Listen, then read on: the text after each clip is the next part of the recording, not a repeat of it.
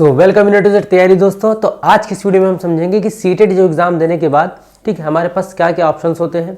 ठीक है, government job अगर हम करना चाहेंगे तो कैसे क्या कर सकते हैं, ठीक है, कौन सा एग्जाम दे सकते हैं, या अगर हमें प्राइवेट में अपना करियर करना है ठीक है तो वहाँ पर कैसे कर सकते हैं, और अगर दोनों जगह ना हो तो और भी ऑप्शन है। ठीक है, तो हर चीज़ को समझेंगे यहाँ पर। तो एक बार वीडियो अगर देखना स्टार्ट किया हो तो एंड तक ज़रूर देखना। ठीक है, कोई भी पॉइंट मत स्किप करना, इसलिए नहीं कि अब बढ़िया व्यूज जाएगा, ऐसा कुछ नहीं है, आपका फ़ायदा रहेगा यहाँ पर। ठीक है, उसके बाद अगर समझ में आएगा तो चैनल को सब्सक्राइब वगैरह कर लेना। अगर आप टीचिंग एग्जाम्स के लिए प्रिपरेशन कर रहे हो, ठीक है, कोई कोर्स वोर्स नहीं खरीदना है तो इस चैनल से ज़रूर आप जुड़ जाना है यहाँ पर। ठीक है, हर चीज़ें आपको मिलेंगी टेलीग्राम पर, PDF, ठीक है, हर चीज़ का लिंक वहाँ पर पहुँच जाएगा, डिस्क्रिप्शन में देख लेना। ठीक है, वहाँ पर एक ग्रुप होगा सीटेट के नाम से, उसको आप ज्वाइन कर सकते हो। A to Z तैयारी नाम से ग्रुप है।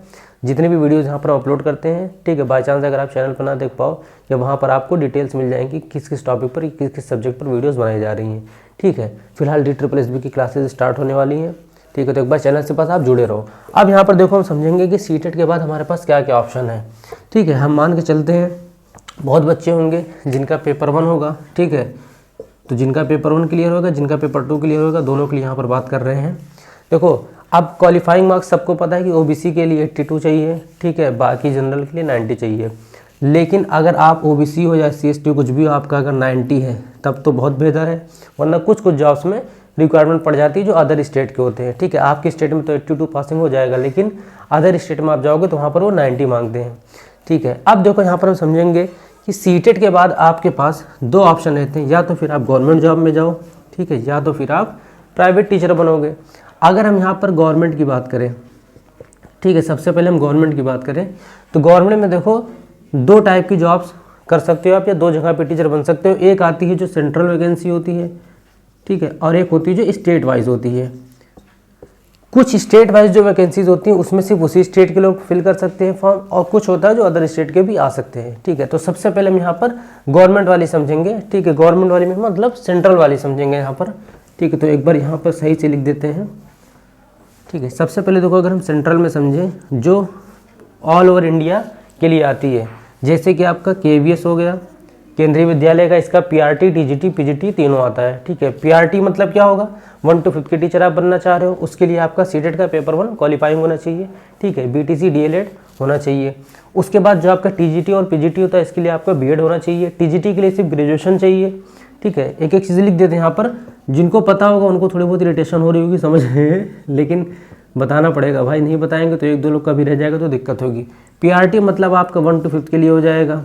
ठीक है, TGT आपका 9 to 10 के लिए हो जाएगा, और PGT आपका 11th 12th। ठीक है, कहीं कहीं पर TGT का मतलब 6 to 8 होता है। ठीक है, मतलब प्राइवेट स्कूल्स में अगर आप जाओगे तो वहाँ पर TGT का मतलब 6 to 8 हो जाता है। अब यहाँ पर देखो रिक्वायरमेंट की अगर बात करें, इसके लिए आपके पास BTC या DLED होना चाहिए।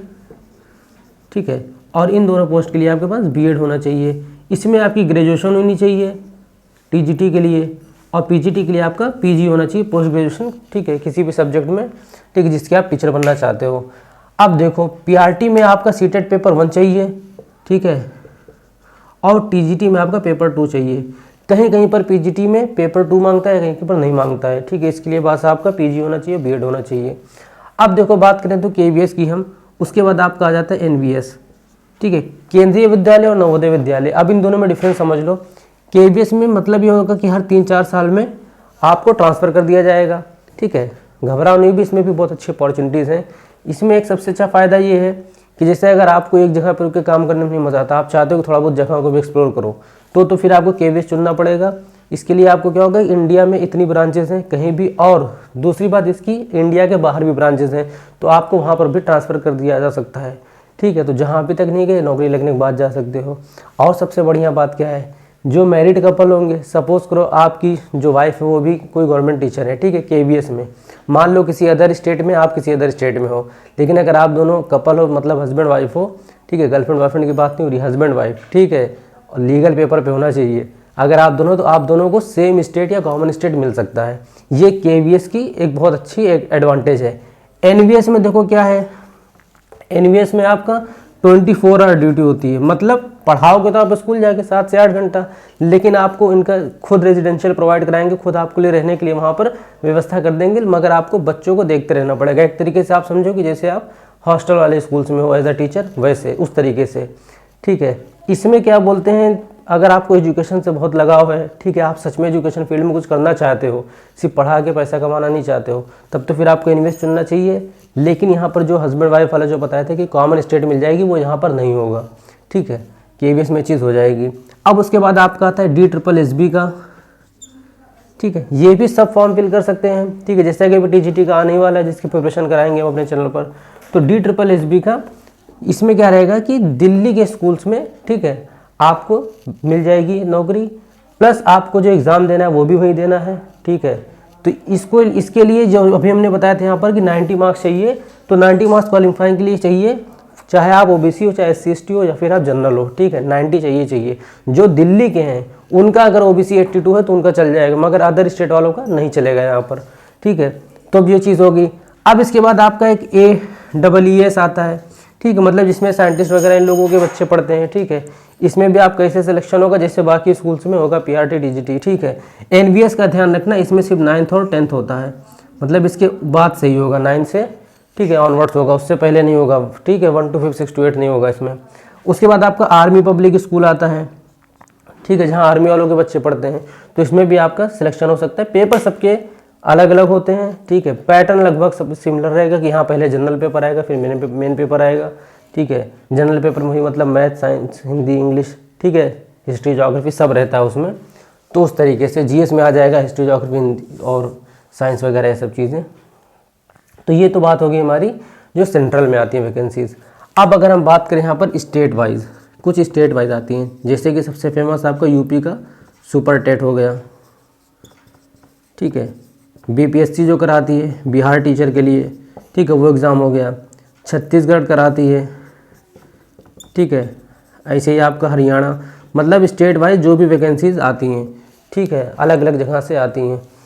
अब देखो कुछ इसमें होती हैं जिसको हम स्टेट वाइज में, जैसे उसको प्राइवेट में लेके जाएंगे, बता देते हैं, ठीक है, ऐसे। ये तो गवर्नमेंट की बात हो गई, ठीक है। ये जो एग्ज़ाम होते हैं जिनको थोड़ा बहुत अगर इन्फॉर्मेशन बाद में भी जानो तो स्क्रीनशॉट ले लेना, ठीक है। और अगर कोई पर्सनल कुछ पूछना हो, कोई दिक्कत हो, तो टेलीग्राम पर आप मैसेज कर देना, चाहे ग्रुप में मैसेज कर देना, पर्सनली रिप्लाई कर देंगे आपको, ठीक है। ये तो होगी सेंट्रल और स्टेट वाइज। अब अगर मान लो पेपर नहीं आ रहा है या फिर आप एग्ज़ाम दे रहे हो, नहीं निकल रहा है, ठीक है, तो तब तक आप बैठ के प्रिपरेशन तो करो ही करो, साथ में साथ अगर आपको जॉब करनी हो, ठीक है, तो प्राइवेट में कैसे क्या स्कोप रहेगा उस चीज़ को समझते हैं यहाँ पर। देखो प्राइवेट में सबसे पहले तो एक बात ये समझ लीजिए आप कि आपके अंदर वो स्किल होनी चाहिए टीचिंग की, ठीक है। जितना आपको प्राइवेट में as a demo, as a interview देखा जाएगा, उतना गवर्नमेंट में नहीं देखा जाता है, क्योंकि वहाँ पर ये होता है कि आप एक पेपर क्लियर करके आए हो, ठीक है। प्राइवेट में आप चाहे CTET का सर्टिफिकेट दिखा दो, उनको कोई उतना मतलब नहीं होता है, प्रेफरेंस दे देंगे, ठीक है, कि हाँ चलो ठीक है, उसको बुला लेते हैं इंटरव्यू के लिए, डेमो के लिए। प्राइवेट में आपको पहली बात तो अगर आपका BTC है या B.Ed भी है तो आप 1 to 5th में पढ़ा सकते हो, B.Ed है तो आप 6 to 10th तक आराम से पढ़ा सकते हो, ठीक है। अगर आपका PG है तो फिर आप 11 से 12 तक में भी जा सकते हो। अब यहाँ पर देखो समझने वाली क्या चीज़ है, अगर आपको 1 to 5 जो सब्जेक्ट आपको पढ़ाना है, ठीक है, क्योंकि इसमें लगभग ऑल सब्जेक्ट मिलता है, तो आप ये समझ लेना कि आपका सिर्फ कंसर्न सब्जेक्ट वहाँ पर नहीं काम आएगा, तो आपको हर सब्जेक्ट की नॉलेज होनी चाहिए। 6 to 8 में भी यही होगा। अगर आप मैथ्स पढ़ाना चाहते हो तो मैथ्स के साथ आपको फिजिक्स या केमिस्ट्री कुछ समझ सकते हैं, ठीक है। आप बायो पढ़ाना चाहते हो बायो केमिस्ट्री दे सकते हैं, इंग्लिश पढ़ाना चाहते हो इंग्लिश के साथ SST दे सकते हैं, हिंदी के साथ आपको SST दे सकते हैं, ठीक है। ऐसे वहाँ पर कॉम्बिनेशन चलता है। तो अगर किसी अच्छे प्राइवेट स्कूल में जाना, प्राइवेट स्कूल का मतलब यहाँ पर हम समझ सकते हैं जो जैसे मिशनरी वाले कॉलेज हो गए, ठीक है, सेंट नाम से जितने भी होते हैं, या फिर जहाँ पे आपको लगता है कि सैलरी पैकेज अच्छा मिलेगा, ठीक है, लखनऊ पब्लिक हो गया, कोई भी स्कूल हो गया ऐसे। तो ये चीज़ यहाँ पर देखना कि आपको जो सब्जेक्ट पढ़ाना उसमें आपको एकदम महारत, मतलब एकदम स्ट्रांग होनी चाहिए आपकी स्किल उसमें।